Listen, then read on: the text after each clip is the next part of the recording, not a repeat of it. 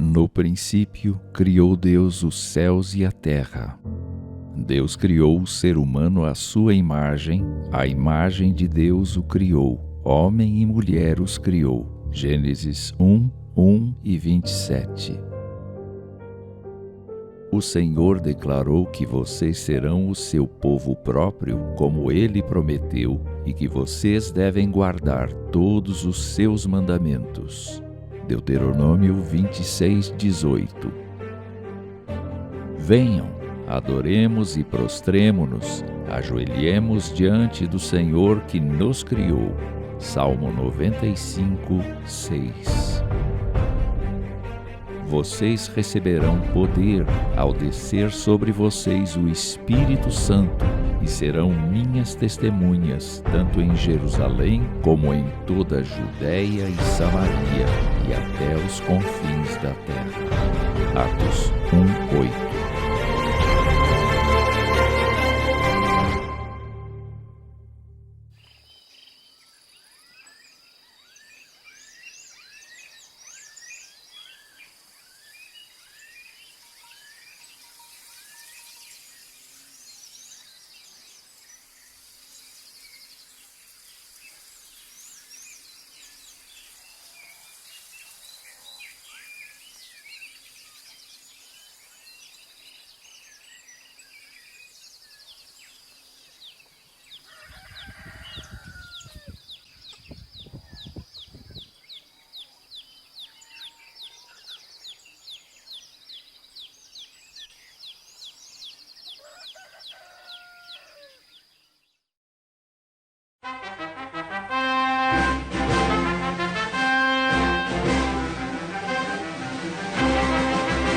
Terra querida, Jundiaí, teus filhos amantes são de ti. Que Deus abençoe eternamente esta terra onde nasci. Ó terra querida, Jundiaí, teus filhos amantes são de ti. Saudades me levam os que passam por aqui.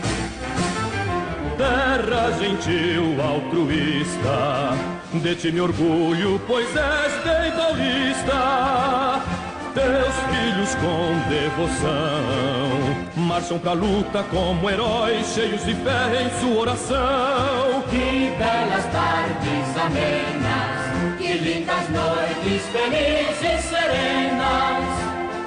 Teu jardim é um paraíso, onde a mocidade sempre jovial, com seu odor confunde o riso.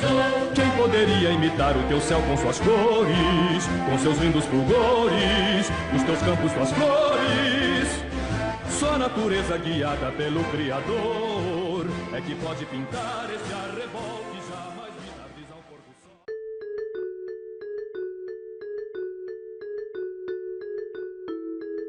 A mensagem do Evangelho, segundo professa a doutrina reformada presbiteriana, foi pregada em Jundiaí pela primeira vez pelo reverendo Emanuel Pires, missionário português que servia a missão da Igreja Presbiteriana do Sul dos Estados Unidos.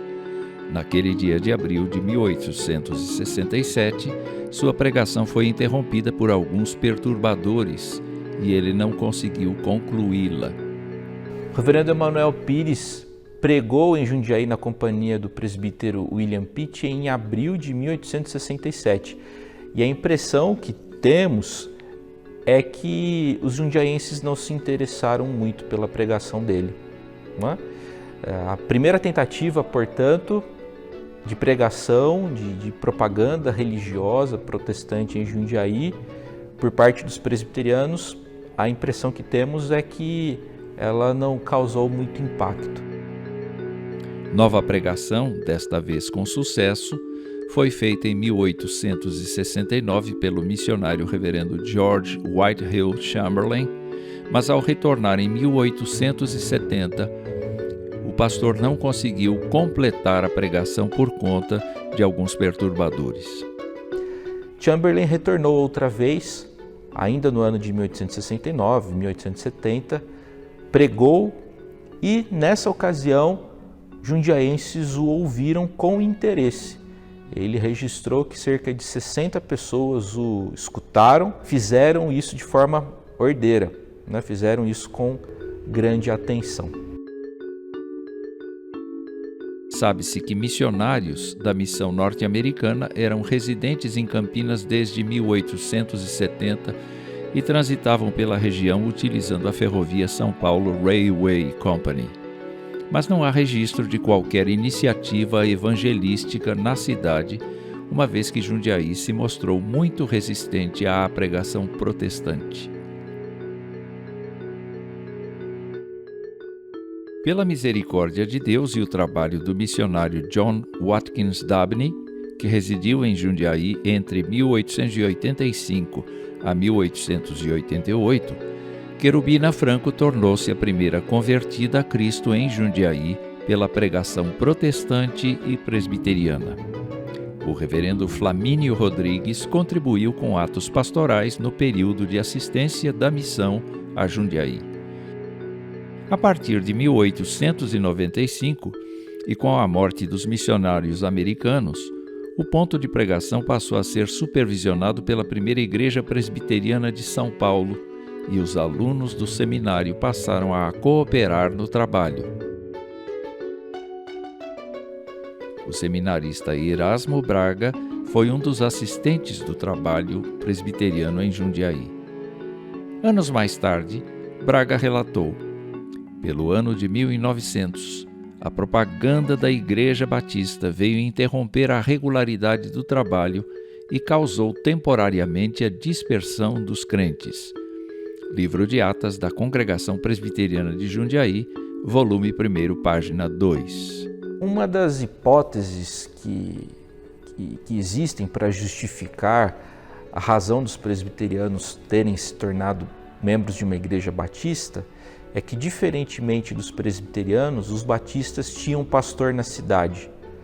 O nome dele era Herman Gartner. Os batistas tinham um pastor aqui, né? E na primeira metade do século XX, é muito frequente, é muito comum você observar o crescimento dos batistas em detrimento dos presbiterianos. O Conselho da Primeira Igreja decidiu ceder o espaço e o mobiliário para aqueles irmãos batistas. Porém, o trabalho presbiteriano foi retomado no ano de 1902, sob o pastorado do reverendo Modesto de Carvalhosa, ministro da Segunda Igreja Presbiteriana e depois da Igreja Presbiteriana Unida de São Paulo. O trabalho presbiteriano em Jundiaí é retomado por conta da determinação do Conselho da Igreja Presbiteriana Unida de São Paulo. E nessa condição, o presbiterianismo em Jundiaí foi assistido pela Igreja Unida de São Paulo até o ano de 1909, quando o trabalho em Jundiaí, o trabalho presbiteriano, passou para os cuidados do presbitério de São Paulo. De 1909 a 1913, o reverendo Erasmo Braga passou a cuidar do trabalho, realizando os cultos nas casas dos fiéis e formando então um primeiro hall constituído por 8 membros professos. Em 1911, organizou-se a Sociedade de Senhoras. De 1914 a 1920, a liderança do trabalho esteve sob a responsabilidade dos evangelistas Bernardino Gregório da Silva, James Smith e Gastão Boyle. Em 1918, sob a liderança de Gastão Boyle, a congregação possuía uma escola dominical com 25 alunos. Nesse período, a pequena congregação recebeu visitas dos reverendos Dr. Thomas Porter, Herculano de Gouveia e Henrique Camargo, além de estudantes do Seminário Presbiteriano do Sul, agora localizado em Campinas. Desde seu início e até os anos 1920, exceto por Dabney, nenhum pastor ou missionário foi residente em Jundiaí. Este trabalho presbiteriano foi extremamente precário e lutou com muitas dificuldades. Graças à misericórdia divina e à perseverança dos irmãos, o trabalho sobreviveu para a glória de Deus.